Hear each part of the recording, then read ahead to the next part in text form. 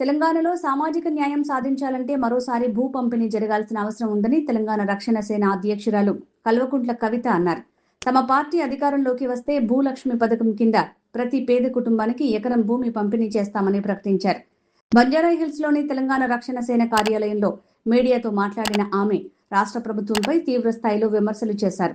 ప్రస్తుతం తెలంగాణలో సామాజిక న్యాయం పేరుతో ప్రభుత్వం చేస్తున్న ప్రచారాన్ని ప్రజలు నమ్మొద్దని కవిత అన్నారు.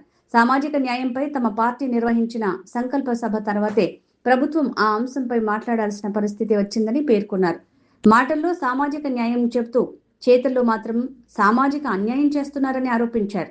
అన్ని వర్గాలకు సమాన ప్రాతినిధ్యం, అవకాశాలు కల్పించినప్పుడే నిజమైన సామాజిక న్యాయం సాధ్యమవుతుందని అన్నారు. మంత్రివర్గంలో బీసీలకు తగిన ప్రాతినిధ్యం లేదని కవిత విమర్శించారు.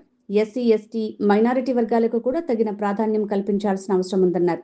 మహిళలకు 33% ప్రాతినిధ్యం కల్పిస్తున్నామని చెప్పడం మాత్రమే కాకుండా అన్ని పదవుల్లో మహిళలకు సముచిత అవకాశం ఇవ్వాలని డిమాండ్ చేశారు. వివిధ ప్రభుత్వ పదవులు, నామినేటెడ్ పోస్టుల భర్తీలోనూ సామాజిక సమతుల్యత పాటించాలని కోరారు. బీసీల కోసం ప్రభుత్వం తగిన స్థాయిలో నిధులు ఖర్చు చేయటం లేదని కవిత ఆరోపించారు.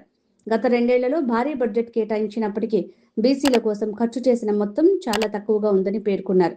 ఎస్సీ, ఎస్టీల కోసం కేటాయించిన నిధుల్లోనూ పూర్తి స్థాయిలో ఖర్చు జరగటం లేదని విమర్శలు చేశారు.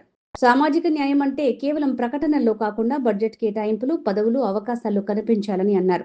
రాష్ట్రంలో భూముల అంశం అత్యంత కీలకంగా మారిందని కవిత పేర్కొన్నారు. పేదలకు చెందిన భూములను పరిశ్రమలు, ఇతర అభివృద్ధి కార్యక్రమాల పేరుతో లాక్కోవద్దని ప్రభుత్వాన్ని హెచ్చరించారు. పేదల భూములను కాపాడేందుకు తమ పార్టీ వారి తరపున పోరాటం చేస్తుందని స్పష్టం చేశారు.